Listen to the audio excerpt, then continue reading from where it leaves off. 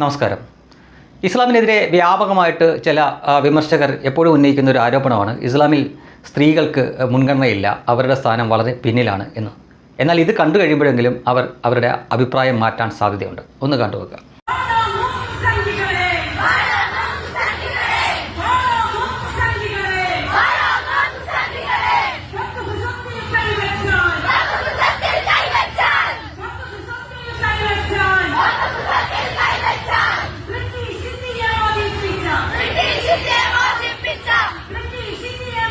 അല്ലയോ ഇസ്ലാം വിമർശകരെ, ഇനിയെങ്കിലും നിങ്ങളുടെ ആ അഭിപ്രായം ഒന്ന് മാറ്റിയാൽ കൊള്ളായിരിക്കും. കണ്ടോ, ഇത്തരം അവസരങ്ങളിലൊക്കെ അവർ സ്ത്രീകളെയാണ് മുന്നിൽ നിർത്തുന്നത്.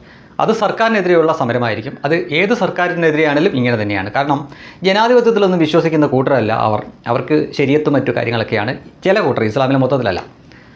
അത്തരം അവസരങ്ങളിൽ അവർ സമരത്തിന് ഇവരെയായിരിക്കും മുന്നിൽ നിർത്തുന്നത്.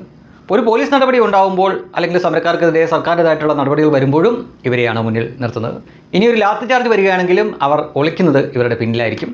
പാലസ്തീൻ പോലുള്ള സ്ഥലങ്ങളിൽ നമ്മളത് നിരന്തരമായിട്ട് കാണുന്ന കാര്യമാണ്. ഇവിടെയാണ് ഇവരുടെ ഇരട്ടത്താപ്പുകൾ നമ്മൾ മനസ്സിലാക്കേണ്ടത്. ഇപ്പോൾ ഈ അടുത്തായിട്ട് വീട്ടിലെ പ്രസവം എന്നത് വലിയ വിവാദമാണ്, വിമർശിക്കുന്നുണ്ട്. പല കാര്യങ്ങൾ ഒതുക്കത്തിലും അടക്കത്തിലൊക്കെയാണ് പലരും അത് വിമർശിക്കുന്നത്. കാരണം വോട്ട് ബാങ്ക് മറ്റ് ആശുപത്രികളിലൊക്കെ വിട്ടാൽ മറ്റ് അന്യപുരുഷന്മാർ കാണേണ്ടി വരും. ഒരുപക്ഷെ സ്വകാര്യ ഭാഗങ്ങൾ വരെ അവർ കാണേണ്ടി വരും. എന്നതുകൊണ്ടാണ് അവർ ആശുപത്രിയിൽ പോലും പ്രസവിക്കാൻ വിടാത്തത്.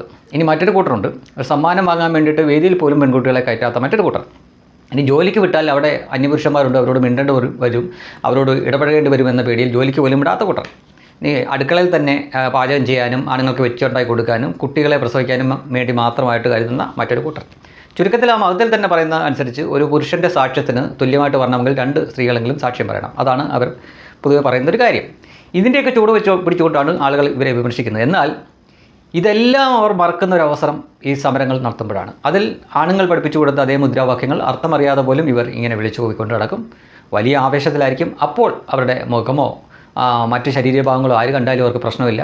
ഒരു സംഘർഷം വരുമ്പോൾ അതിൻ്റെ ഇടയിൽപ്പെട്ട് മറ്റു പുരുഷന്മാർ സ്പർശിച്ചാലും അവർക്ക് പ്രശ്നമില്ല. അപ്പോൾ അത് നമുക്ക് മനസ്സിലാക്കാൻ പറ്റുന്നത് ചില കാര്യങ്ങളിലൊക്കെ നല്ല ഉഗ്രനായിട്ട് വെള്ളം ചേർക്കുന്ന കൂട്ടർ തന്നെയാണ് ഇവർ.